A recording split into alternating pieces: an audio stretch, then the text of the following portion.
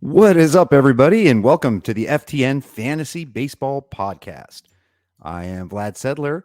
Today is April 27th, Tuesday evening, the 26th, actually, when we're recording. You'll probably hear this on Wednesday or beyond, and I'm here with a very, very special co-host. He's actually the co-host of a podcast you all probably listen to, the RotoWire Baseball Podcast. He is one of the most talented, one of the most judicious fantasy players in the world. Also happens to be one of my oldest and closest friends. Ladies and gentlemen, I welcome to you all Mr. Scott Jenstad. What's up, Scott? Not much, Vladdy. I appreciate you having me on. I'm looking forward to it. It's going to be a little weird to be on the other side of this. Usually I'm the one doing the reads and doing the intros, so it'll be fun to be on the other side. I appreciate you having me on. I'm looking forward to talking to baseball here on a Tuesday night.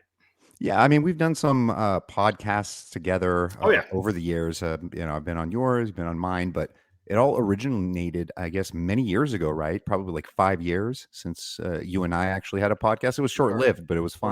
We're older than that. I think it's more than that, actually. Wow. We did it. I remember doing the first episode like in my garage, off my laptop with one mic that we were sharing, and it's we've come a long way. Yeah, I don't even think I had a mic back then. So. No, I don't think you did either. I think it's. I remember doing it just together, and then we did that later when we did it, obviously, over the internet, and I don't think you had a mic, and I kind of had one that was not very good, but we've come a long way. So it's always good. It's good to see how well you've done. Good to see, obviously, you're one of the better players out there, one of the nicer people on Twitter to everybody. I try to avoid stuff because I'm not as nice as you, so I just stay out of the fray. I've been getting in the fray recently with some of this open A's crap, and I'm trying to avoid it, but the president and I aren't friends. But other than that, I appreciate having me on. I'm looking forward to talking the ball here. Yeah, so we're about a month into the season, and it's just going by really fast. I feel like just before we know it, it's going to be the middle of the summer. We're going to be checking out where we're standing with some of our teams, which ones we're going to kind of give less focus to, others that we need to switch our thoughts into the overall standings in NFBC, and then looking at categories specifically. But before we kind of get into the mix of things, I'm wondering, are you even looking at categories, or as far as things you're addressing in free agency, as far as kind of feeling the shell of your team, perhaps team feels light on runs and speed, or kind of giving up too many ratios? How are you looking at your fantasy teams now at the end of April? I'm trying not to look too closely. I see people that, they have spent $600,000 in FAAB, and it's like, we're 3.5 weeks in. Everybody's got to just take it chill. It's a full long season. I do look at it just to kind of keep track, to mostly make sure I'm not kind of really falling behind anywhere. So kind of the extremes. If I realize that, I still have one win or I have one save and there's spots, I'm like, yeah, maybe I need to start thinking about, throwing an extra reliever when I do my FAAB, make sure I figure out maybe, I need a little bit more speed, position wise too. If I realize that, my middle infielder is not very good, my backup middle infielder is not very good, maybe that week I focus on trying to find somebody that's going to help me out the next 3 or 4 months here. So yeah, I'm kind of looking at the extremes, looking for weaknesses more than anything. Strengths I don't really worry about very much, because usually that's just kind of hot for 3 weeks. And if I have a strength, I'm still looking at building. I'm not at the point where I'm like, oh, I have enough pitching, I'm not going to pick up anymore. So the strengths I'm not really worried about, but the weaknesses, especially on the real extremes, I have a couple teams that are light and power, and I just kind of watching it more than anything. But I'm definitely taking it as a factor. What about with pitching now?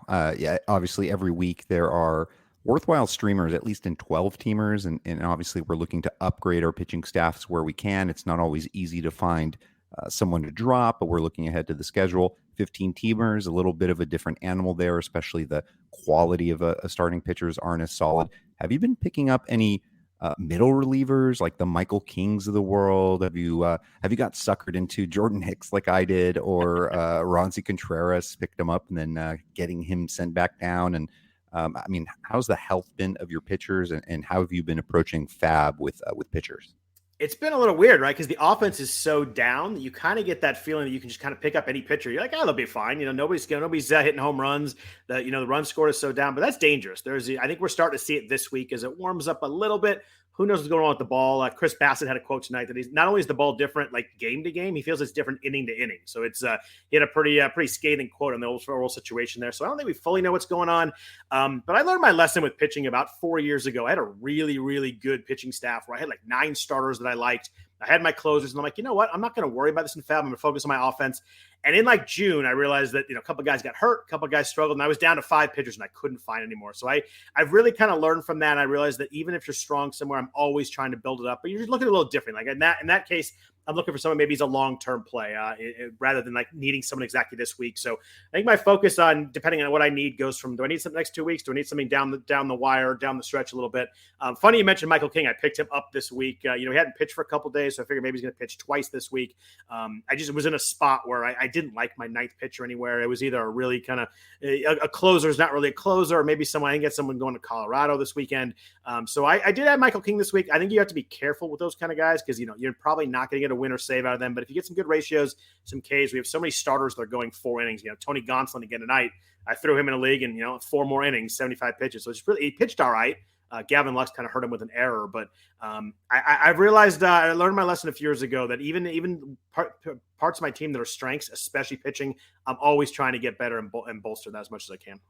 Yeah, it's kind of why I went on my little crusade with Giovanni Gallegos, and I know you were making fun of me. And I was. Yeah. So obviously the issue in Monday night's game with the error, possibly on Nolan Arenado, but anyways, ended up being 4 earned runs on Giovanni Gallegos, and I don't know. I mean, obviously it's kind of silly, but I thought I'd maybe take it into my own hands and find out first of all who the score keeper was, the official scorekeeper there in St. Louis, and then hey, I noticed Ollie Marmol actually has a Twitter account. I mean, it's obviously silly stuff, but I just I tweeted at them asking them to check into those runs because I have only 1 share of Giovanni Gallegos, and it is where he was 2 rounds falling two rounds after his ADP, and it's in a main event. It was like 2 rounds after his max. Yeah, it was like I remember we were talking about it. It was like it was like way after his max pick. It was I think he got in with the 10th round or something like that. It was wild how long he lasted in that draft. Yeah, and it was one of those things where it was difficult to pay like 5th, 6th round pick for him, right. Just kind of not knowing how Ollie Marmol was going to handle it, but I just felt like he's the best pitcher on that team. I felt like maybe Marmol himself didn't know yet how it was going to go down, but that he would essentially kind of take the reins from the beginning. But yeah, I kind of did want to get those 4 earned runs wiped off. It's a team where I went pitching heavy, so I have the 15th pick. So I started with Mookie Betts, but then I went Walker Buehler, Shane Bieber, and Justin Verlander. So I got a nice little trio, and then I got Degrom later. So it's one of those where the offense isn't bad at all. It's a good looking offense. Got some Dodgers, some Astros on it. I'd like to see it kind of get in the mix, but those always stink. You got Bieber at the end of the 3rd round then. It was one of those one of those drafts where gifts were falling. It was basically right before the season started. And it's funny on Gallegos because our worry on Gallegos was never how good he was going to be. It was the usage, and he's been pretty much used as the closer since the season started. But obviously the 4 earned runs, makes his ERA look ugly. Anytime a reliever has an outing, suddenly his ERA is 6. It kind of looks gross, but he'll be fine. I actually thought the play was an error. All I can tell you is I can promise you that he and the manager probably already adjusted the official score way before you tweeted them. But I worked in baseball a couple times in the minors and the majors. Those pitchers are usually pretty in tune with those plays and usually make a complaint or say something. So the official score, I promise you, probably went and looked at it again and realized he still thought it was an infield single. I didn't think it was. Some people kind of thought it was a tough play for Arenado, but I still got a kick of you harassing the official score. And there was nothing to the theory that they want to kind of preserve or help on Nolan Arenado for a gold glove. And no, because he still got an error on the play. It was just a matter if it's true. A 1-base error, a 2-base error, and you just look at a gold glove. All they're going to see is 1 error, so they're not going to care. Yeah, so he still got. So the official score it's weird because usually those guys will protect one or the other. He gave Arenado an error and got the earned run Gallegos. Maybe the only thing I can think of is maybe he owns Mark Canha in his fantasy league, so he's trying to get an extra hit there. Either way, after you and Rob and Matt told me it was bad form, I ended up deleting the tweet. So. Did you? I didn't go back and see if you left them up or not, but yeah. Someone has to be here to be your conscience. It's true. It's very true. We keep one another humble, although I think you also keep yourself humble. So yeah, it's been a weird start to the season so far. So my stats and team is keeping me humble at the moment. So let's hop into some injury news. I think today we want to discuss some hitters that have been struggling, those that are off to hot starts, and also, as always, an early look at free agency bidding coming up for Week 5 weekend. But first of all, just some players I'm going to throw out here. Just let me know what you think. I know you have some of these players on your teams. If I'm not mistaken, you usually play the same combo of teams every year. You don't go too heavy, but you do 2 main events and 2 12-team online championships. That is what I have this year. Yes. Okay, so you do have Danny Jansen on one of those teams, right? I do have Giovanni Gallegos on a main event team, and he was like my favorite late catcher. I really liked his last 2 months of the season. He was so bad early that we forget. Like a couple years ago, he was like a 9th, 10th round pick. Like he was the next big catcher, and he really struggled. I like the way he finished the season. Had the oblique. I've held on to him so far. It's really awful to hold on to 3 catchers. I'm at the point now where like one more injury. If I need the spot, I'll drop him, but I've held on to him now. Just haven't needed it. And there's nothing in free agency that I really like had to have. I actually had a bid in for to drop him this week, but I didn't get the player. So I ended up keeping him. But it's meant to be. I guess I think we're still a couple weeks off though, which is really hard if you're going to miss a month from a catcher.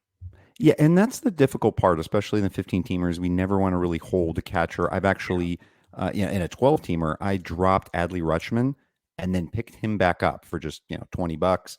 But I really needed that spot for the week, so I made sure that I had someone there. But I get it. Do you have a feel on when you think Rutschman comes up? I mean, he's rehabbing. He's going to be in AAA and hitting there for a bit. I'd say probably 3 weeks or so. I don't know how long Chirinos can hold it down. Yeah. I mean, he's obviously a stud of a prospect. So it's one of those guys, if you do get him, he comes up, that's a big difference maker. Yeah, yes, he's starting his rehab this week, so we'll see. Hopefully, he'll be up at some point. But yeah, Danny Jansen. I mean, I get it, especially if you kind of have that personal bias where it's a player you're really into. He was off to a great start. It's a great team context for him, and then all of a sudden he's done. So I think that is a good example of somebody that you can hold, because honestly, like otherwise, what are you really doing? You're streaming Martin Maldonado's of the world and just putting yourself in bad spots. So even though Danny Jansen may not help with average, he's going to give you some solid power every week. Yeah, I'm at the point where if I need something, I'll drop him. But if I don't need anything, I'm going to hold on to him while I can. So if I'm in that middle range, I think I picked up Christian Bethancourt. So that's how bad catching is at the moment. His teammate, Danny Jansen's, is Teoscar Hernandez, also dealing with an oblique issue. He actually claims to no longer be feeling any strain with the oblique. So he's been out almost 2 weeks. I think there's a good shot that he's back maybe towards the end of next week. A little bit of a acceleration there, especially if he sounds like he's healthier. Yeah, obliques are scary. You never want a guy to come back early because one check swing or one missed big missed swing and it gets back. So you want to make sure that's fully healthy. But yeah, I mean, I think that Teoscar's obviously a hold. You're not dropping him anywhere near dropping him in any league at this point. So you just kind of have to hold on. I'm hoping for a week and a half to 2 weeks too. And it's kind of funny how Zach Collins, of all people, former Chicago White Sox backup catcher, third catcher even, has been hitting cleanup on that team instead of Teoscar, and stepping in for Danny Jansen's been holding it down. He's been doing pretty well, actually. Yeah, I had some bids in on him this week. He was showed some pop in the minors, and he was a pretty decent sized prospect coming up with the White Sox. He was a 10th overall pick in 2016. Like that was a pretty good pedigree guy. Stick someone, anyone hit in the middle of that Toronto lineup, and I'm good with that for a couple of weeks at catcher. A trio of White Sox here, and for some reason, these guys feel to me like the AL version of the Mets. Just can't get a feel. Just can't feel the full lineup. Obviously, AJ Pollock in and out of the lineup, but they kind of knew what they were getting. Adding a guy that hasn't really played a full season since 2015. But Luis Robert dealing with a growing injury. He's expected to be back on Wednesday. You've got Yoan Moncada. He's been out since opening day with an oblique issue. He's beginning a rehab assignment, hopefully this weekend. As of a few days ago, he was basically still feeling a little bit of that strain in the oblique. And then, of course, the unfortunate news, the always hamstrung Eloy Jimenez, surgery to repair that torn hamstring tendon. He's out 6 to 8 weeks. So I guess talk about those guys, and then where would you stand with Eloy if you had him in a 12-teamer? Yeah, I mean, obviously Robert back this week, total stud, just getting it back in the lineup as soon as you can. Moncada's weird. He was a guy I loved after 2019. I really thought he was taking a step up. The hard contact kind of went up every year, and then he had the COVID in 2020, and he had some quotes he never recovered. So I don't know what we're looking at there. I mean, he only had 3 stolen bases last year, had 600 plus plate appearances. So he played a full season. I was just kind of meh on Moncada this year. I was okay at the price, but not someone I was targeting. Eloy's tough. I think he's the 6 to 8 week timetable. I think he's easily a hold into 15. I think this early in the season, he's a hold in the 12. If it were June 1st, I think I drop him with the thought that, he doesn't come back till mid-August, August and you only get 2 months out of him. But right now, if he comes back, and even if it's 8 weeks, you're getting him at the end, like the third week of June. So you still got 3 full months of the season. I think you got to hold him. I think he's too much of a difference maker, too much of a guy that can really, he could hit, 15, 20 home runs in the second half. I think he's a hold for me. As much as I hate to hold injured guys, I think he's a hold for me until he has any sort of setback, and then maybe I think about it again. We had a similar situation last year, right? Because Eloy was out for most of the year, and then in the leagues where he was dropped, or the leagues he had just become a free agent in, right? And towards the end of the season, he wasn't drafted. Yeah. He went for some big coin, I recall. I mean, there were a few leagues where I think he went under 100, but for the most part, it was like 250, 350 plus on Eloy. I think it was all those teams that like randomly had $300 left with him, with 6 weeks left, and like, I better do it on something. He ended up playing 11 games, so it didn't work out. What about Brian Reynolds? He's on the COVID IL. Off to, I mean, I don't want to say necessarily a slow start, but it's just, the Pirates are going to kind of be in a slow start, slow season, slow finish pretty much all year. It's pretty brutal there. Like, what's going on with this Pirates organization? Is there any hope? Is there any reason to roster any Pirates in 15 teamers even outside of Brian Reynolds? Yeah, I think Brian Hayes is still rosterable, steal some bases at yeah. third and playing third base. So I think that still works. I think Reynolds will be fine. He's a guy that he's going to hit for average in both of his full seasons in the majors, and was really good last year. It's interesting. You look at his strikeout rate last year, it was 18%. It's never been that low, and it's back up to 27% this year. Obviously, we're in a really small sample of 65 at bats. That's a number I'm going to watch. Like I'm curious if that 18% last year is a step up he took, or maybe it's a little of an outlier. But I wouldn't be worried about Reynolds yet. He's swinging and missing a little more than usual, but it's still so early. I think as soon as he's back off the COVID, I think he goes in your starting lineup for the next, I give it 4 to 6 weeks before I even think about taking him out.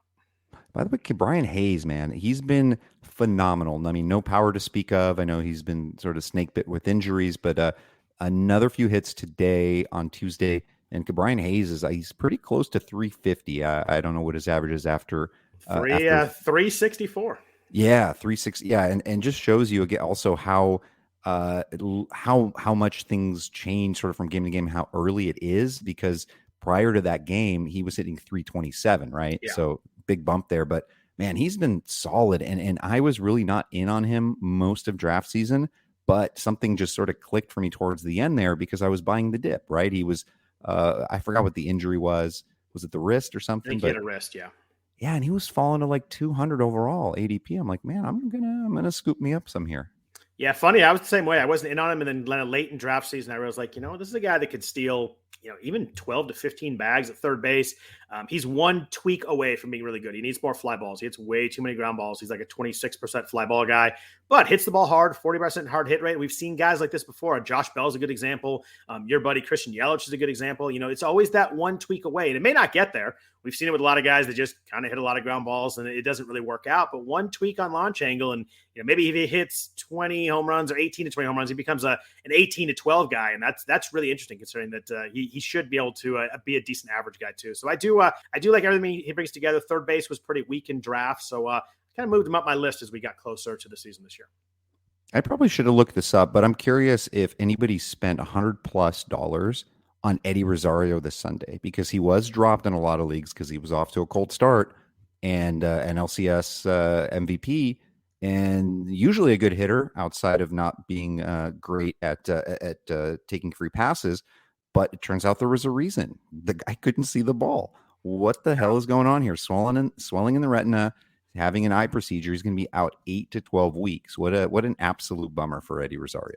It is. I mean, it's weird that, like, you wonder how a Major League Baseball player couldn't be like, I'm not seeing the ball well, and then figure this out a little bit beforehand. But it's, it sucks. I mean, it's he had a really good playoffs. He was a huge hero for the Braves in the World Series, and in the playoffs, it was better in the NLCS than the World Series. But I'm looking, and it looks like Rosario was dropped. It's dropped this week. I was trying to see if he's picked up anywhere, but so I don't. It looks like he was dropped in a lot of leagues this week. But yeah, it's too bad. He's obviously an easy drop now. 8 to 12 weeks. We don't know how it's going to come back. There's no way you can hold for 3 months.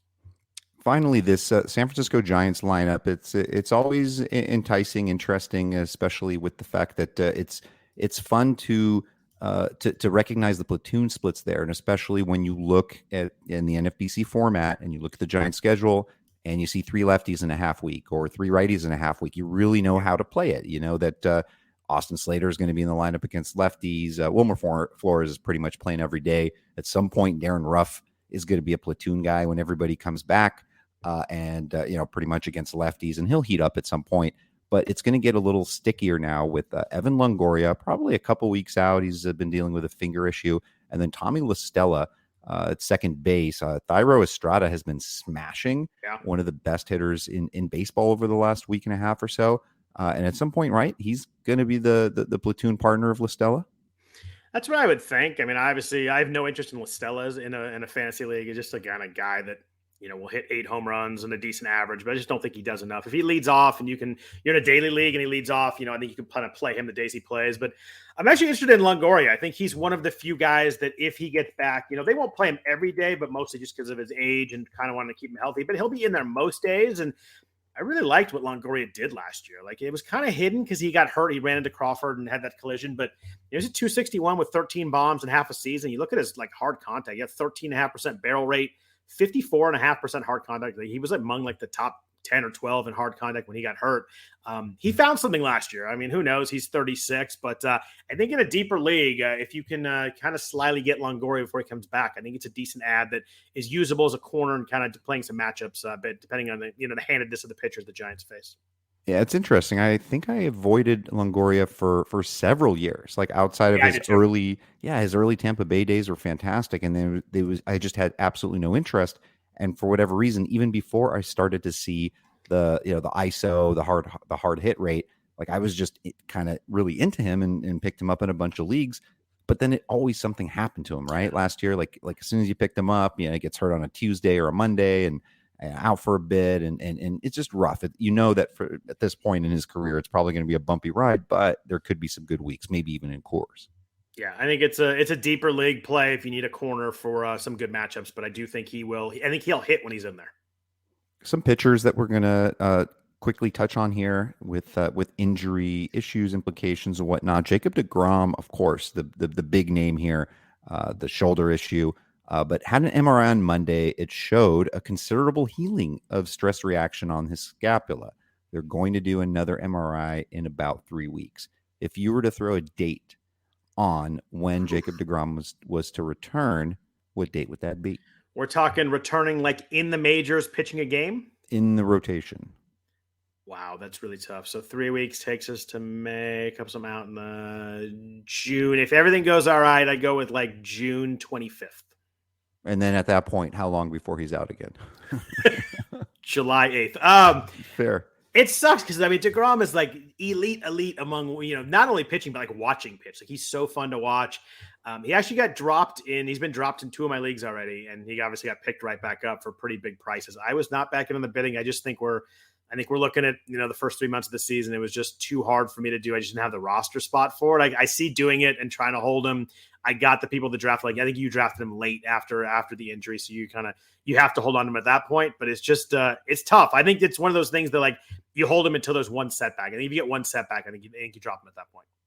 I kind of went into every draft with a plan of, well, in general, I'm just sort of doing less stashes these days. It's been many years since the infamous Corey Hart incident with Ronnie Moore. I think most people know about, but one of the better main event drafts. When I see you walking across the room cursing and being pissed off, it was great. So I kind of saved a spot. I'm like, okay, I'm gonna grab a DeGrom or a Flaherty or a Luis Castillo or a Chris Sale, at least just on one team, especially if the price is right. Yeah. What's funny is one of those leagues, Chris Sale wasn't drafted till the 30th round. Wow. Kind of wild. At that point, I already had DeGrom, so I was like, I can't do this. And you got, obviously the first weekend we were in Vegas, there were people taking the DeGrom 5th, 6th overall. You got DeGrom in the 12th, 13th, 14th round or something like that, right? Yeah, I think it was the 14th round and a couple days before the season started. Yeah, I look at some of my picks in the top 14 rounds, and I DeGrom would be way better than some of that already. I was one that was in on Akil Baddoo and that in the 9th round, and that is not working out right now. Yeah, so far, I feel like there will be a time. It'll probably be a time after everyone's dropped them, and then they miss the big week, and then they pick them back up, and then he goes back to hitting 100. don't love that he's not playing every day, and when he does play, he's hitting 8th or 9th. It's really tough in that Tigers lineup. That's better than it was, but I don't know. He's hitting a $118. He's not hitting nothing hard. He's striking out a bunch. It's pretty gross right now. Jordan Hicks, speaking of pretty gross, he got hit on the wrist with a 97-mile-an-hour comebacker, bruised wrist, pulled out of the game in the second inning, insult to injury, gets a couple of earned runs afterwards. And man, it just kind of felt like, to me, I was kind of forcing it, sort of wishful thinking, because I really was into Jordan Hicks last season, hoping that he was going to become the closer. And, he got hurt. Obviously, he's got wicked stuff. I think everyone understood that he was probably going to have to pull back a little bit on the velocity as he stretched out as a starter. But I also wondered why. I guess I never really kind of questioned it. I was just kind of hoping it was going to happen. And hey, perhaps it might still, or perhaps, if the wrist thing isn't that bad, or if it hadn't happened. But like, what is the thinking there? If you have a pretty solid rotation, Flaherty's coming back, you need some help in the back end of that pen. Obviously, Gallegos is great, Helsley, a couple other guys, but it's not all that strong. And you lose Alex Reyes. So I didn't really understand what they were doing here with Hicks to stretch him out. Yeah, I mean, I think the theory is that, a guy who's starting every 5th day is way more valuable to your team than someone in the bullpen just based on innings wise. But it seems weird. Like, they made the decision and it seemed like they kind of did it haphazardly. Like, he was pitching as a reliever in spring training. Like, you have this time, I know spring training was shorter this year, but you still have 3 or 4 weeks where, why don't you stretch him out then? All of a sudden, I think he threw like 2/3 of inning his last outing in spring. And then all of a sudden he's like, oh, he's in the rotation. We're going to work him up then and ramp him up and stretch him out. I just don't know why, day one in spring training, he wasn't getting stretched out. That was the plan. It just seems like at some point in there, they shift courses, and I don't think they knew what they're doing at that point. And it's tough to stretch out and ramp up during the season. It's just really hard. It puts a toll on your bullpen too. They have extra bullpen guys now, but once the rosters constrict next week, I think it's really hard to have a guy who throws 2 or 3 innings every week. It's just like an automatic bullpen game, every 5th day. That really is tough to stomach. And they kind of changed course. I think it was a week and a half ago, or where he was slated to actually make his start the next day. But then he came in for a starter that was struggling. Maybe I think it was Dakota Hudson or somebody came in and just pitched a couple innings at random, kind of threw things off there. So they feel like they haven't really figured out what they want to do with Hicks. If it were me, I think I'd put him in the back of the bullpen and let him throw 102 and just gas it out for an inning at a time. I don't really think his arm right now works throwing 5 or 6 innings, but I get that he probably wants to do it and they probably want him to do it. And maybe this is the last shot at it, but I think I'd put him in the bullpen. Yep. Makes sense. And hey, maybe get some saves. Blake Snell, Mike Clevenger, both expected to return to the rotation soon. Blake Snell dealing with a growing injury. He's planning a rehab outing on Thursday, the 28th, and he threw 38 pitches in a simulated game over the weekend. Sounds like he looks all right. Could be back next week. And then Mike Clevenger, he's made 3 rehab starts already, dealing with a knee issue out early in the season. He whiffed 10 batters in just a little over 5 innings in his latest rehab start. So what happens to this rotation? What happens to all the people invested in Mackenzie Gore and those that have spent a lot of money in him in FAAB over the last couple of weeks? I actually think they're going to go 6-man. And I think it works pretty well for them because you've got Snell, you've got Clevenger, who are obviously both, super injury concerns. If you can maybe get them, 6 days in between, 5-6 days in between. I think Mackenzie Gore, first time really thrown in the majors. I think if you kind of limit his innings a little bit early on, it works. And I think you go 6-man until someone gets hurt. And one of these guys is going to get hurt. They're starting pitchers, and it may be someone else in the rotation. And then you go back down to 5. But I think, I think they slot in behind Gore. You get Martinez out of there. You go Darvish, Manaea, Musgrove, Gore. I'm trying to remember all the names. Clevenger, Snell. I think you go 6-man rotation for a while, at least a few times through, see how Snell looks, see how Clevenger looks, see if they can hold up to it. And I don't think you have to make a decision until you've got all 6 guys kind of pitching enough that maybe you need to think about it. But I think you go, 2 or 3 times through the rotation with 6 guys. I think it really works well in this situation. Yeah, that makes sense, and that's pretty smart. And Nick Martinez has been holding his own. I think 3 starts so far. Only one of them hasn't been great. The other 2 pretty solid. One of those coming against the Dodgers. Only thing that stinks a little bit is for if this is something that prolongs a bit and those guys do stay healthy, is kind of what the Angels are doing, right? Because you don't get those 2-step weeks, and guys like Darvish and Musgrove, you're just going to get sort of less innings from them, and you won't kind of get those 2-step weeks, really.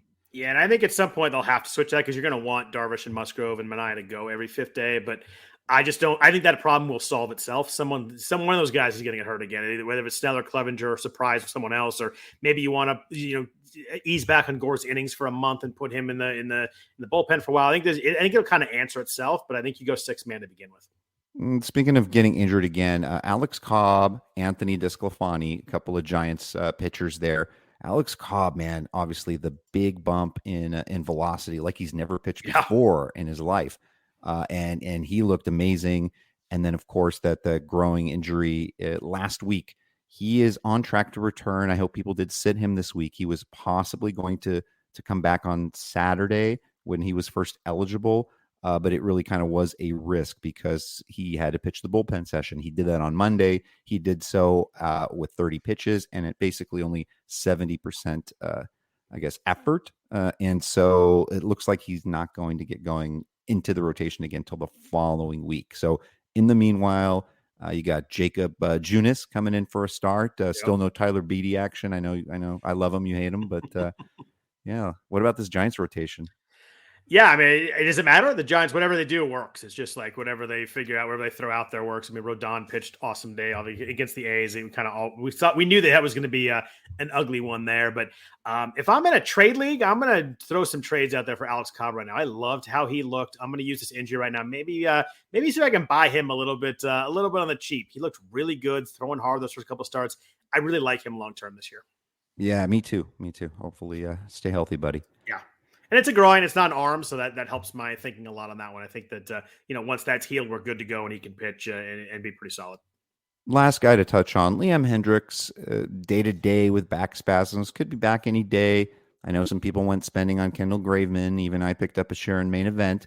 I do have Hendricks on one of my 3 teams, and it wasn't necessarily a target, but the price was right and liked him over the starting pitchers there. But kind of 2 different roads traveled between him and Josh Hader. Josh Hader's has been getting saves what seems like almost every day, looking like a really solid second-round pick. Liam Hendricks, not as much, but you trust that he'll be okay over the course of the season? Yeah, 7 1/3 innings. He got 12 strikeouts and 2 walks. Like the other stuff is just kind of noisy. He's given up a few home runs, but I think he'll be fine. I pitched to Buxton, maybe has not landed yet. It was absolutely smoked, but I'm still feeling fine with Hendricks as long as he's healthy. I know the spring was bad, but the fact that strikeout and walks are there shows that I think we're gonna be fine with Hendricks. So let's talk about some of these surprise hitters. We're now about to enter the month of May, and it's an interesting group here. And of course, this changes on a day-to-day basis. I'm using the Razzball Player Rater as our guide here, but I'm just taking a look at the top 10 players per the Razzball Player Rater, hitters specifically, and through Monday's games. I think obviously a lot of things changed on Tuesday automatically. Anthony Rizzo was like 15th on the player rater. He's probably 3rd or 4th now after his big 3 home run performance on Tuesday. But let's look at these guys here real quick. I know you've seen the outline, but let's just start with number 1. How surprised are you that Ty France is the number 1 hitter in baseball right now? Pretty surprised, and I think it'll show you how darn early the season is. Like anybody can have a good 3 weeks, but I really like Ty France. I think he's really solid. I think we've seen his best 3 weeks of the season, but I think he'll be solid. I don't think his ceiling is super high. Hard contact is just kind of okay for a guy you want to pay a power. He had 18 home runs last year. I think maybe boost up a little bit, but I think you're looking at 23 to 25. So I think really solid. He's obviously a starter. I would obviously ride him out as much as I can. If you can get a trade for him, I might think about dealing him away, but you're probably not going to be able to really sell high on him. But I think he'll be very solid, but I don't think the ceiling is super high. So obviously he's somebody that a lot of people were expecting his strength to be batting average. He's somebody that can hit 280 plus, possibly even 300, and hitting in the middle of the lineup around some really good players. I think some of the things that held us back and the reason why he was just sort of a middling 150 to 200 overall pick was because of the power. I don't think anyone necessarily is predicting 30 home runs before the course of the season. I think even maybe now we're not predicting that. And then obviously doesn't really steal bases, but does a player profile like that have a potential to be a top 5 first baseman given the first base pool? Top 5 is probably a bit much. He's a second baseman too, though, right? Maybe he could be all right there. I think he'll be really solid. I just don't think the ceiling is quite there for a top. I think a top 5 first baseman, you're going to have to probably hit 28, 30 home runs along with the batting average. But I think he's a really nice player. I love the multi-eligibility. I certainly would be starting him every week. Obviously, it goes without saying. But, and we could say his best weeks have happened. But you know what? You had those in your lineup. You got them, and they matter. And the key with that is that he's hitting second every single day. And this, playing this well just makes that leash really, really long. Like he's not going anywhere for a while. And you hit second that lineup is young, but coming along pretty well. It's a really good spot. He's going to score some runs, going to drive some runs in. He's got Julio hitting the bottom of that lineup. He gets on base and then drives him in. It just works really well. I'd love it if I had him right now. I'm going to ride the wave. And then at some point, Mitch Haniger has to come back off COVID. I mean, I kind of forgot that he was on that team, and Seattle's been hitting. He was awesome last year too. He was awesome last year. He was off to a good start, so that'll be a nice little addition to the lineup. Even Eugenio, man, why is that the one first name I have a tough time saying? Because it's Suarez. Yeah, even he's been mashing. I mean, he's. Were you one of the folks that they thought he was going to basically hit 200 again, or did you think he had some upside in his batting average? I still think he's going to hit 200. Okay. 225. Fair enough. He has dropped the strikeouts down to 25%. If he can keep it at that range, I think you get a 240 year out of him with some pop. He's rosterable in a 15 teamer, but not someone I'm overly fired up to yet. So the top 10 after Ty France, I'll just kind of throw them out there first, is Francisco Lindor second, Jose Ramirez, the only first round pick representative of this group, was third. Jazz Chisholm hitting homers, stealing bags off the leadoff spot for Miami. He's fourth. My man, Jock Peterson, number 5, the only guy outside the top 300 ADP. Nolan Arenado for the Cardinals, solid as ever, 6. Manny Machado, second round pick, 7th. Saya Suzuki, he's 8th. CJ Crone, cleanup hitter for the Colorado Rockies, 9. And then everyone's man, Byron Buxton, top 10. So looking at those guys, and obviously Rizzo's part of this group now too. You've got 3 of the 10 guys here are representatives from the first 2 rounds of ADP. That's Ramirez, Machado, and Buxton, because he did move up there towards the end. Yep. And then you've got basically 6 of the 10 in the top 100 overall when you add Lindor, Jazz Chisholm, and Nolan Arenado. So that obviously leaves us with France, Kron, and Suzuki. And then Jock was the one guy that's kind of was like a borderline 12-teamer guy. So who of these guys are going to be, earn outside of Jose Ramirez? Who of these guys do you think could return top 25 hitting value? I think Lindor for sure. He was a big target for me. I liked him on the bounce back after signing the big year. I didn't really like Arenado very much this year. It's weird. Like all he does is pull the ball, but he's just kind of figured out how to just pull the ball and have that work for him. But the interesting guy to me, I think it's Cron and Suzuki. I think those are the two that are, if we were to draft today, we're make a market difference in where you would take them. I think Crone, the pop has always been there, but Coors just helps his batting average so much. In the second half last year, he hit 307 in the second half last year, 16 home runs, 68 games.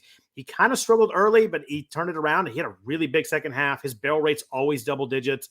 Coors doesn't really help the home runs as much as people think it does, but it sure helps the batting average. The outfield's huge. Balls drop in. He's going to hit home runs no matter where he plays. So I think Crone would definitely move up for me if we were to draft today. And I think Suzuki has to also. We saw guy hit 38 home runs and 9 stolen bases in the Japanese league last year, hit 317. But you never know how that's going to translate. And he's, we talk about offensive struggling. He has not struggled at all. 4 home runs and a steal, hitting 327. You look at his barrel rates, 21% among the lead leaders. He clearly belongs, clearly fit. I think people will figure him out a little bit. It's to me that adjustment to him, then he'll have to adjust back. But I think Suzuki, if you were going to draft today, has got to be a 4th, 5th round pick, somewhere in there probably. Yes, and also walking like a maniac, at least through Monday's games. I hadn't seen how many times he walked on Tuesday, but 21% walk rate, which is pretty wild. Yeah, his OBP is 492. I think that'll work. Yeah, that definitely works. CJ Crone is really going to sting because he was my dark horse bet for NL home run leader last season. Last season. I know you've always been a CJ Crone guy, so I was wondering if you were on him again this year. No, I did not end up with a lot of Crone. It was I think one of those situations where I either I was always targeting someone else in that range, and with him, Bell, Rhys Hoskins always seemed to go ahead of those guys. he just never fell to me. Usually I had like a Freddie Freeman, usually in the second round of 12 teamers, or Vladimir Guerrero. There was always somebody that I had either before or I waited a while. So somebody I wish I would have had more of, but I just like these Rockies bats in general. Like I was just so stoked when Randall Grichuk came to the team. I'm like, and then obviously I'm a big Connor Joe guy. I know a lot of people are big Connor Joe guys, but like this is a not a bad offense, and especially when you see Charlie Blackmon kind of has a little bit of juice back in his bat after kind of struggling last season. It's kind of nice to see. He homered twice tonight, right? Yeah. Yeah, no, he's I think he hit 13 home runs last year. We're like, oh, I guess we've seen the end of Charlie Blackmon. 4 bombs already. I think as it warms up in cores, we're going to see a lot of runs there. Hopefully, we'll see what happens with the ball. But I think that the April's always the worst month for the Rockies. We're always like, does cores really make that much difference? And the summer gets going, and we see it happen. And who knows? Brendan Rodgers might actually get a hit one of these days too. Yeah, we're going to talk about him in a minute. Right. All right. When we talk about the flip side of things.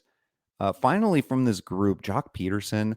I've been kind of banging the drum the last couple of weeks in free agent bidding, just in my FAAB column. Trust the gut, just kind of have him there towards the top of it.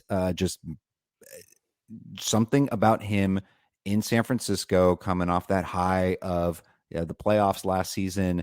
And I don't know, I just kind of feel differently about him. I remember him with the Dodgers when he hit 26 home runs as a rookie, but hit only 210. Couple seasons later, I was hitting 212. Always a bad batting average drain, and I feel like he kind of got sucked up into the LA lifestyle. He's a very natural hitter. He was a great prospect, but I don't know. I just saw so many lazy at bats. I just was not a Jock fan. Loved what I saw last season, and then this year it just kind of feels like he's a rock star. Obviously, I don't love the San Francisco Giants, but man, I'm enjoying this ride so far. But again, it's like everything else. It's going to cool off. You still have a guy that's getting pulled sometimes when a lefty comes on the mound. Lamont Wade's going to be back. Longoria. I mean, the team's going to be kind of full. But at the end of the day, he's already got 6 home runs in his first 14 games. I mean, 30 home runs probably isn't too much of a stretch, is it? Did you see him talking smack to that fan last night after he hit the home run?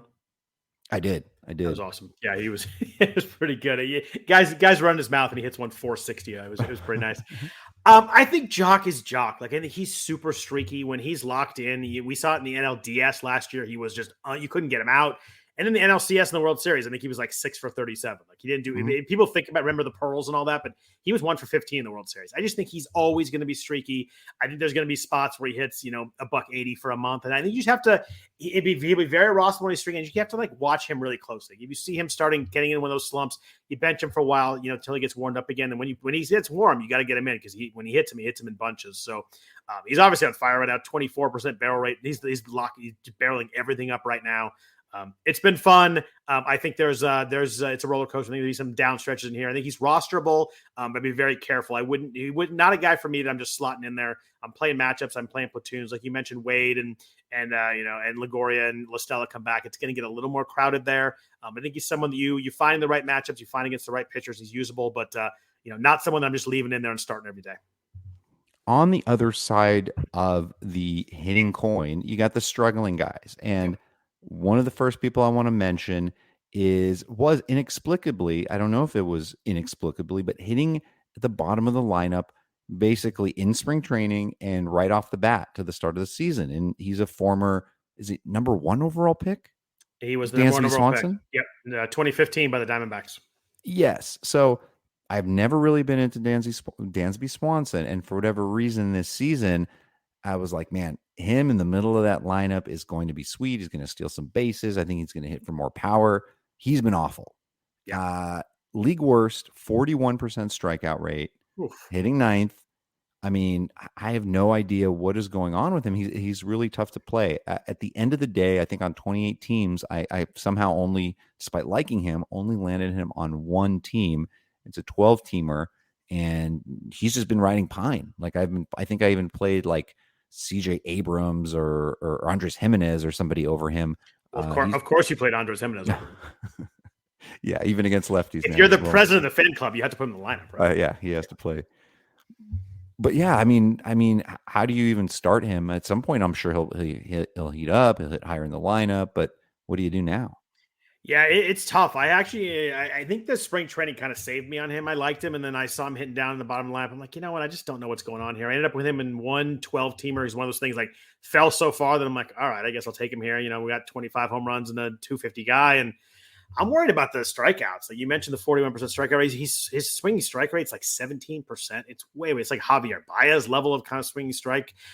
Hitting down the lineup, I'm pretty pessimistic right now. He's gonna come around. I think he's too talented not to. He's 28, but I just don't love him hitting down the bottom of the lineup. I'm holding him in a 15-teamer. I think I'm still using him in a 12-teamer. I'm probably trying to find another middle to use for him for a while. I'm gonna hold for a bit though and see if it turns around.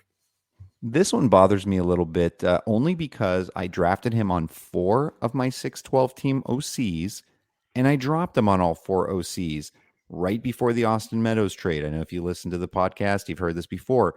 I then picked him up, but I spent buku bucks for him. So Yep. 200, 250 just to get him back. And that's Josh Lowe of the Tampa Bay Rays. He has been dreadful. Also a 40% strikeout rate. He has yet to hit a major league home run, a 106 ISO. And I've even been sitting him when you've got even one lefty on a weekend, Yep. and I got better options. It's really hard to play him. So the question to you is, how long of a leash does he have? Obviously, they traded Meadows for a reason, and I think he does have somewhat of one. But at what point do they just either send him down or just sit him more frequently, or he gets the Brian Stott treatment? Like, what's up with Josh Lowe? I think we all get sucked into the, oh my gosh, look how good this guy was in the minors. And we don't realize how unbelievably hard it is to hit in the majors. You see strikeout rates almost always spike when a guy first gets called up. It's just that first time through is really tough. But I'm still pretty optimistic on Lowe. He was like a 25% strikeout guy in the last 2 or 3 years in the minors. We obviously don't have stats for 2020 because of COVID. There was no minor leagues. But I think the 40% strikeout rate is just him seeing the first time through the league. And I think that's going to come down. There's a guy that hit 22 home runs, had 26 stolen bases last year. Like, that is fantasy gold right there. But the key and the point you make is the leash. And with Tampa Bay, they platoon guys anyway. So I'm worried about that as it is. I'm still holding on Low for a while. I think benching him is a pretty good idea. Right now, he's an outfielder. You can usually find someone to play for him. But I do think there's better days ahead. He's another guy that if I could trade for him, I'd trade for him in the league. If anybody drops him, I would certainly pick him back up. I think the power speed combo upside is just too high right now to not give him a little bit longer in our line for our teams. Franmil Reyes, cleanup hitter for the Cleveland Guardians. He's also been struggling. He's heated up a little bit. I think over the weekend, hit a couple of home runs his first 2 of the season. But all in all, I think he's hitting somewhere around 160, 170 on the year. Cleveland's really cooled off ever since Stephen Kwan did. And you actually look at that lineup. And for example, on Tuesday in my FTN Daily pitching DFS article, I recommended Michael Lorenzen because I'm looking at this lineup and it just doesn't make sense to me. Like, I understand Michael Lorenzen's coming off his first 2 starts, only pitching 4 innings, but like, it just looked beautiful to me. I'm like, if you just get around Jose Ramirez and Franmil cold, you've got like a really crappy lineup that you could really kind of shred up. And Franmil's just struggling. I'm sure at some point he'll be fine. But, for example, to me, someone asked me a tough question in the chat. They were asking about dropping Franmil Reyes for, I forgot who it was, somebody that's hot now, but it really did get me thinking. Like, I still advised, hey, don't drop Franmil Reyes. Yep. Let's see if there's somebody worse on your team that you can drop in. And if there being somebody worse that they could drop, but you got to hold, right? As long as he's healthy, 30 plus home runs, or so we hope. First of all, nice call on Michael Lorenzen. That was a nice 6-inning shutout. So props to you on that one. I think he's a no-way drop right now. I think that the last 2 full seasons Franmil's played, he's hit 250. He has 37 and 30 home runs. Obviously we're tossing out 2020, hit 9 home runs that year. So it was still pretty good. I think that this is just a cold streak. There's a lot of guys that don't like to hit in April. It's been really cold in the Midwest. There's been some games where looked miserable in Cleveland and Chicago. So the K trend is a little concerning. His Ks actually jumped up a bunch last year. He was a 28% strikeout guy in 2018, 19, and 20. He was 32% last year. Maybe sold out a little bit of power. I mean, he had 17% barrel rate last year. So he squared up a lot of stuff, but maybe he sold out a little bit. But it's 41% right now. He was over 4 with 4 strikeouts tonight. So it jumped way up. It's 41.5% right now. That's a little concerning. That's a number that I'm probably going to watch right there. Maybe there's something with 2021 where that wasn't really an outlier. Maybe that's his new level. And if his new level is 32%, maybe that batting average of 250 that we saw is maybe a little bit high. So maybe we're looking at 235 guy with a bunch of home runs, but he's definitely not a drop for me right now. I think you hold him. I think I'm actually still playing him. I'm not even mentioning him yet. I think there's so many guys that have been cold this month. It's going to come around, and he's one that I'm still in the lineup. Will Myers, San Diego Padres, kind of just hanging out gross. there, bottom third of the lineup. I have not been a Will Myers fan from the Tampa days. I know he was a big prospect, big pick. Maybe it's just something having to do with the fact that he only has one L in his name. I don't know what it is. Just something always bugged me about Will Myers. And I think I was into it a little bit. Maybe it was just for DFS, but just he was a lefty masher for a little bit. I know Derek Carty, if he listens to the pod, probably would be mad at me because he says there's no such thing as lefty mashers, but he crushed them for a while here. And then he's pretty much just like a non-factor. He's a 32% strikeout rate, no home runs yet on the season. Granted, it's early. 0.58 ISO, isolated power there. And man, everybody in that lineup is killing him. Maybe except for Trent Grisham, but yeah, Will Myers and then Trent Grisham. I mean, what are your thoughts on them? And probably, I'm guessing you have two different plans or paths for them, right? It's tough because I've been someone who always kind of liked Will Myers. I always thought he was like a later pick. Now in the last couple of years, been a later pick that also gets you some stolen bases, a little bit of power. We forget he was a 28 guy one year. Like he was really good there for a while. But I'm actually concerned. The hard hit rates coming down year over year it's now down to 32%. So he looks really bad right now. He's hitting 6 or 7 this lineup. Swinging strike rates at a career high. So as someone who likes Will Myers, the fact that I'm as down on him probably says a lot right there. I benched him for the first time, I think, this period in a 15-teamer. I benched him in my 12-teamer the last couple of weeks. In a 12-teamer, he's kind of getting to the point where maybe he's a drop. So I'm a little worried there. I did not like Trent Grisham coming this season. He was actually a fade for me. I liked him a lot. I think it was last year I really liked him, but I didn't like what I saw from him last year. Barrel rate cut in half from 2020 to 2021. Hard hit rate went down. I think he's just a guy. I think that he's got to lead off to work, and against lefties, he doesn't. Looks really bad so far. Strikeout rates up to 29%. Hard hit rates falling even further. I think that we're going to look back, and 2020 is going to be a big outlier for Trent Grisham, and I do not really like him as a fantasy player going forward. So that bastard Myers just got me again while you were talking about yard. No, I Googled him, and I guess I threw in an extra L, and it says, "Did you mean Will Myers with one L?" Is there any famous Will Myers with a double L that come up when you do that? No, it just says, "Did you mean Will Myers with one L?" That's what I got too. I can't believe there's not a famous Will Myers with 2 L's. No, yeah, it's weird. Looks like there's a well-known woodworker. So there you go.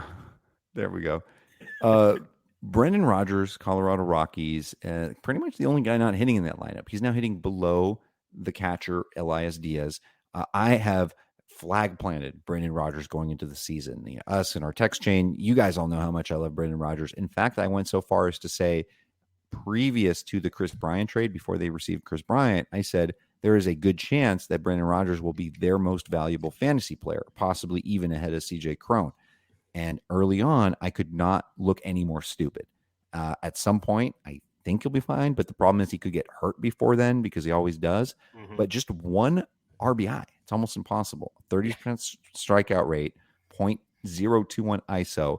I know he had some back issues in the beginning of the season. I think he missed a game, but we worrying here about Brendan Rodgers? Or is he somebody we end up dropping eventually? It's funny because I was kind of just blah on him, and then there was all these reports spring training. There's multiple reports he's the best player I've seen in spring. He's the best guy. It wasn't just you. There was a lot of people that really liked Brendan Rodgers. There were scouts who was this guy's hitting everything hard. He's lost right now. My always concern with them is Rockies. I just don't know what they're going to do with their guys, and obviously he's moved down, but it's been really bad. 17% swing strike rate. You mentioned the strikeout rate. He didn't strike out today, so it's down to 27.5%, but my biggest concern with Rodgers is you're using a middle infield spot on someone that has no stolen bases. He's never stolen a base in the majors, never. He has 0.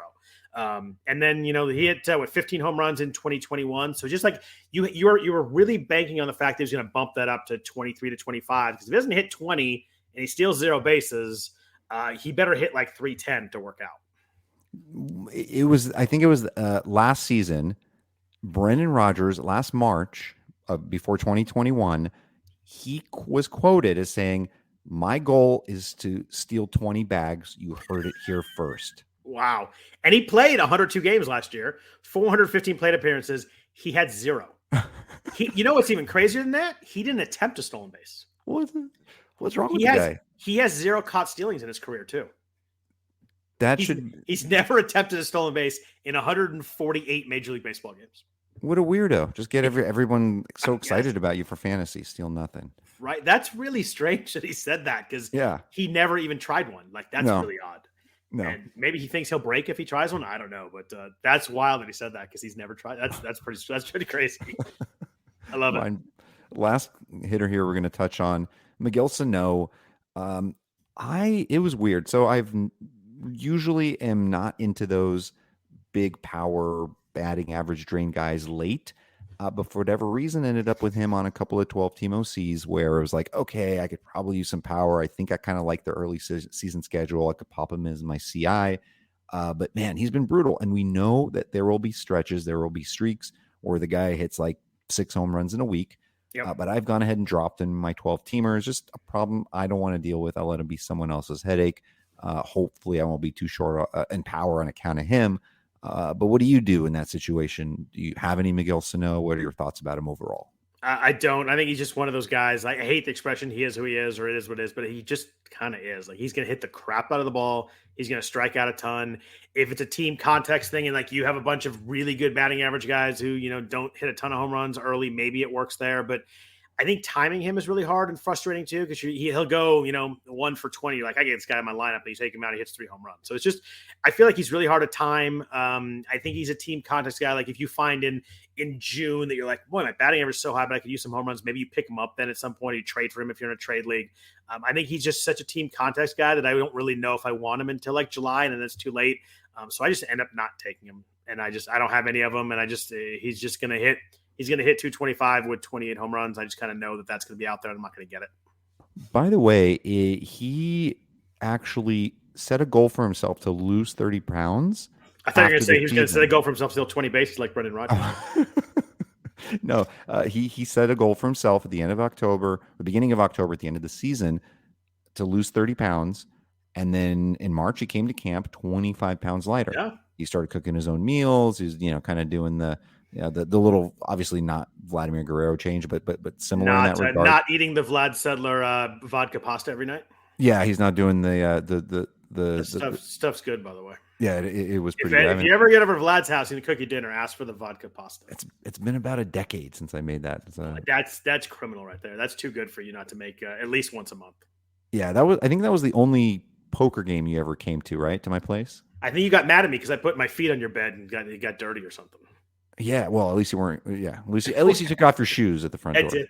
The best part about that night, real quick, is we had one friend that showed up. He played like 12 hands. He won 3 of them, so he won a bunch of money, and then he just left. He just took his money off the table. He's like, I'm good for the night. He won $100, and he just left. And we're like, yeah, all right, that's great. Thanks for showing up, and thanks for taking the money, and not give us a chance to win it back. Right? I was like, I like the poker manners are really good right there with your buddy.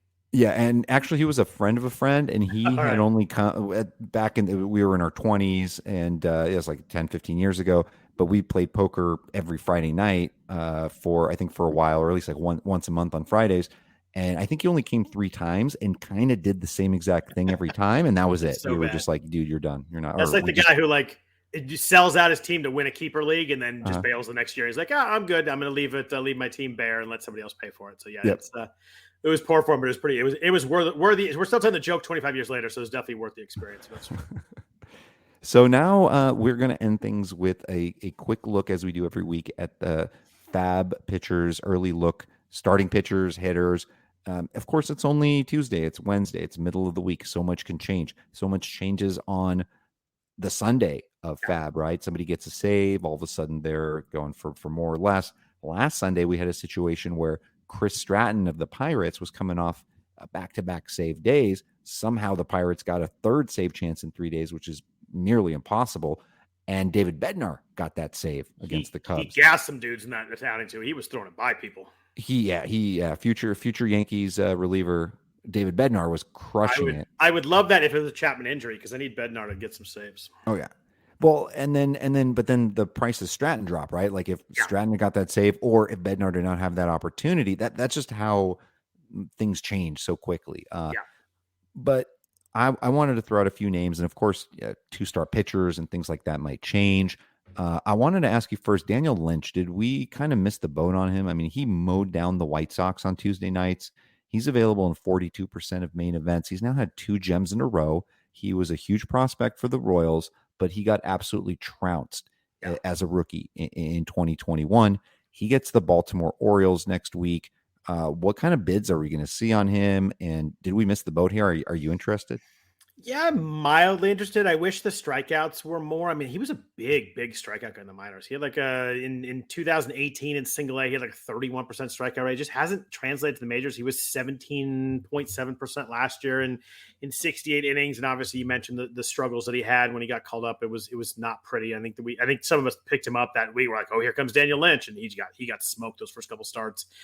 Yeah, I would go with Mike Mild. I think there's been some pretty good luck there. He's got an 89% strand rate so far, and that's never going to see. But you look at his FIP's 4.63. So, yeah, mildly interested. Maybe a matchup kind of play. You like pitchers in Kansas City. Is a pretty good park to pitch in.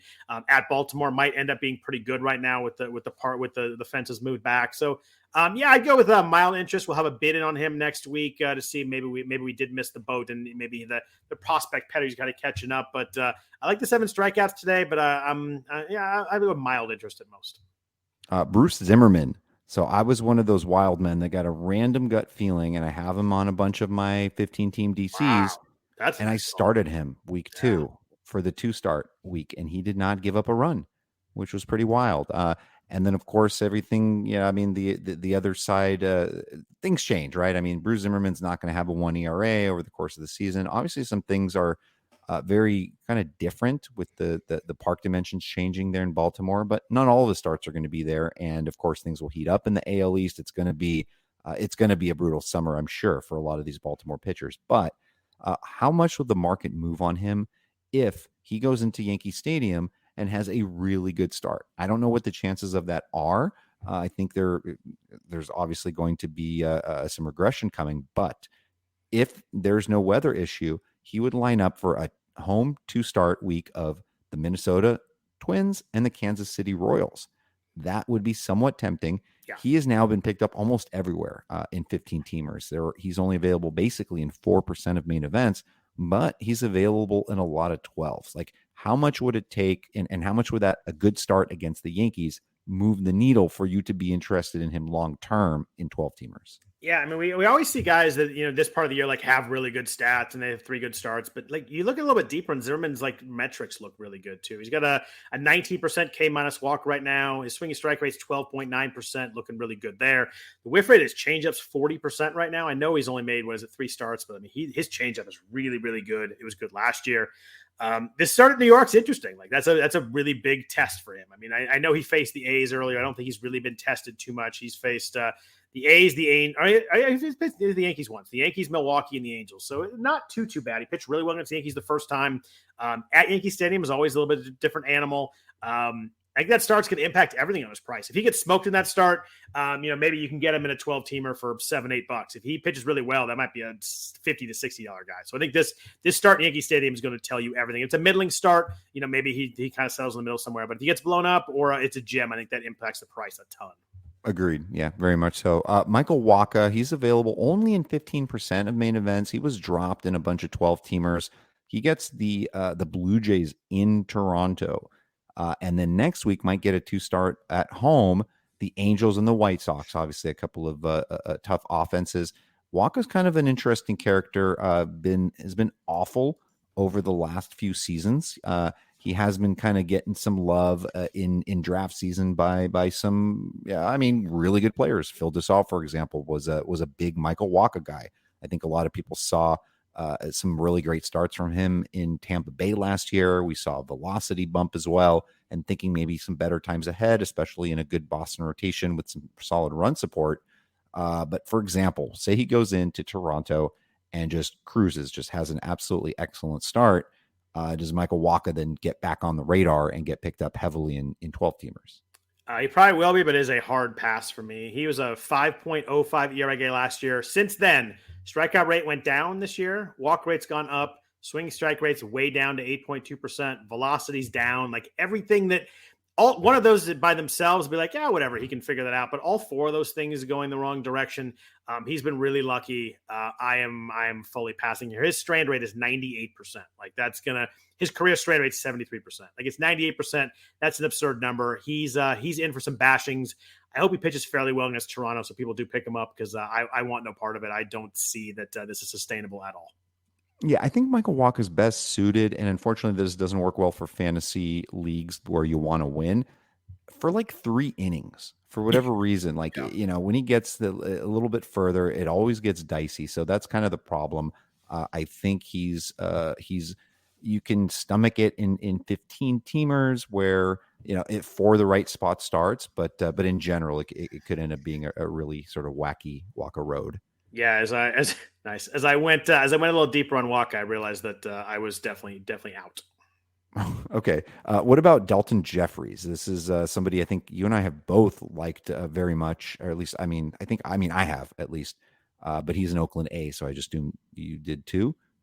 28% available in mains, and got a little blasted. Yeah, it was a little rough tonight. He gave up when he gave up 3 home run to Wilmer Flores. Is that what the big blow was there? Yeah, it was Wilmer Flores. I think Jeffries is interesting in that, I said Oakland's the best place in baseball to pitch in. Like there's huge foul territory. The fences are deep. It's not a great place for hitters.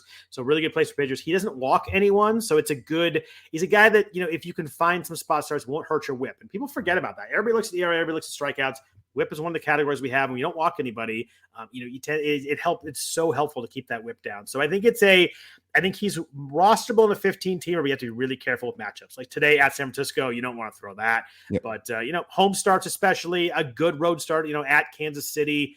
It depends. Anaheim, I haven't really figured out if they're a good offense or not yet. But I think he's a matchup play in a 15 teamer and a 12 teamer. Like it better be a home 2-step. Maybe I'll pick him up for that. But he's just a very matchup based home streamer to me, but does have some value in that in a deeper league.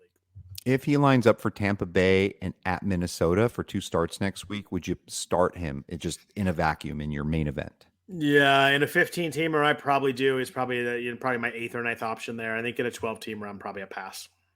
And then quick side question on an A here that I had never heard of.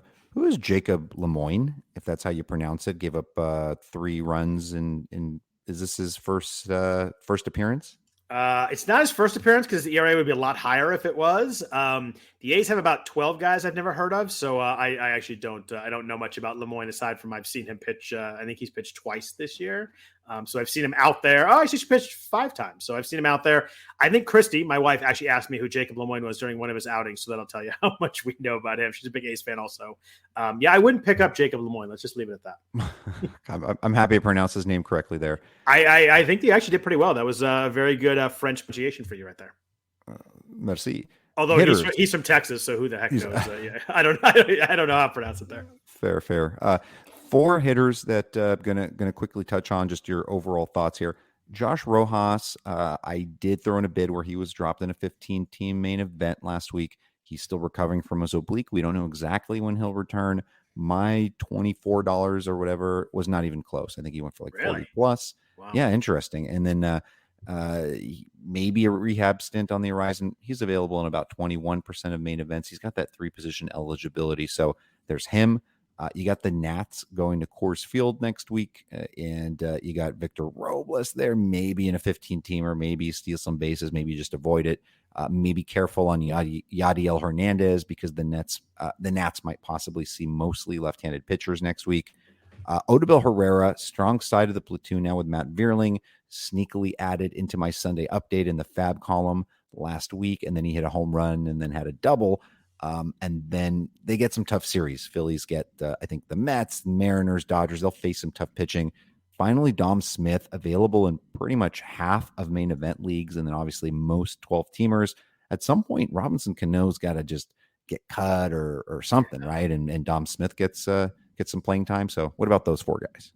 Yeah, you would think so. I mean, Rojas is interesting because he has the triple eligibility you mentioned, and he might lead off when he comes back. I think that if you need some steals, he had 9 last year, but he has a history of stealing. I think he had 26 in the minors once. But I don't know. He's a terrible hard contact guy. He was 11-9 last year. That was 550 plate appearances. It's just like there's no ceiling there at all. But leading off, triple eligibility, a 15-teamer. I think he's rosterable, but like not someone I'm spending a bunch of money on. I don't think you'll regret getting outbid on him. Victor Robles is horrible at baseball. I would just avoid that one completely. I just don't think he can hit at the major league level. It's getting worse. His hard contact was like bottom 5 in the league last year, and it's actually gone down. So I don't think he hit the major league level. I probably said that on 5,000 podcasts already. Yadiel's kind of interesting. I wish you had not had told me about the lefties there, because that's a problem. But he has 4 barrels already. He hits the ball hard. He had 9 homers, hit 273 last year in 112 games. I think he's mildly interesting if he were to get the right platoon matches. It sounds like he's not. Oda Bell, I think he has to steal 8 to 10 for it to work. He was 13-6 last year, 500 plate appearances. I don't think he's ever going to get 500 plate appearances again this year. He dropped his K rate, good lineup, so that might work for a while. But I think these are all guys that like you're hoping to get a week or two out of, get hot in the right matchups, but none of them like jump out to me as like, I want that guy on my team for the long term. The only guy might be Dom Smith, based on he's got a couple of really good years in 2019, 2020, but I don't know. It's just weird to me that there's got to be a reason the Mets aren't committing to him. It's not just Robinson Cano. Like if they wanted Dom Smith to play with the DH, they'd find a way to play him. But the problem is the Mets have like 3 or 4 guys that probably should DH, and that makes it really tough, even with the DH in the NL. He's the only one that I'm really super interested in long term, but I don't know if the Mets are interested in him enough to work for fantasy. Yeah, I'd love Dom Smith to get traded. I think if he got traded, it'd be really nice. Yeah, he's a guy that's like, to me, I feel like he can be a 300 hitter on the right team. He just kind of needs that consistent playing time. His 2020 was legit really good. 22% strikeout rate, a 13% barrel. He hit 316. I know it's only 10 home runs, but that was only in 50 games. Like, I don't know where that player went, because that guy mashed in 2010. Maybe it's just a small sample and he got hot for 2 months, but it just seems weird to me that he had that year and the Mets just kind of have found a way to not get him back in there. I know last year was a struggle. He did have 500 plate appearances, but it just seems like they, I don't know, they're not committed to him at all. And that makes it tough for fantasy, because you log on, you're like, oh, should I start the guy this week? And he's sitting the first game, and all of a sudden you get yourself in that situation, which is never fun. Yeah, just like that, almost 5 weeks through in the season. It's flying by fast, so everybody enjoy it every single day. And man, speaking of enjoying, I've enjoyed spending this past hour plus with you. Always feels natural. It's always fantastic to talk to you, get your insight, and really appreciate it. And what are you up to this year besides podcasting at rotowire.com? Just podcasting, as you know, working a lot. Hopefully watching some baseball. I'm into the NBA playoffs right now. The Warriors are up 3-1 their series. So until the Warriors get eliminated, I'll be more heavy into NBA than baseball, and then I'll flip back over. But yeah, I'm just happy we got a season. You and I talked a bunch in the offseason. You're the optimistic one, I'm the pessimistic one. So I was really worried about where this is going to land. I didn't think we were going to get baseball till May or June. So I'm just happy we have it. I'm happy that we got to go to Vegas. I hadn't been for 3 years. I'm happy we got to drive together, go to Vegas. So it's, my season's not started out great, but I'm just thankful that we have it. I'm thankful we play. I'm thankful we have games on every day. So it was fun. I appreciate you inviting me on. It's always fun to talk baseball with you, and I had a good time. Thank you, buddy. Appreciate it.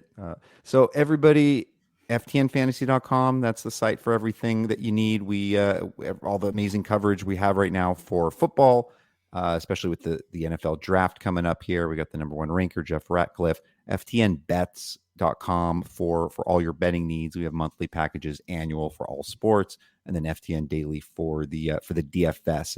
You can come to me for a special baseball package. So thank you, Scott, again for coming on. For the venerable Scott Jenstad, I'm Vlad Sedler. This is the FTN Fantasy Baseball Podcast, and we'll talk to you again next week.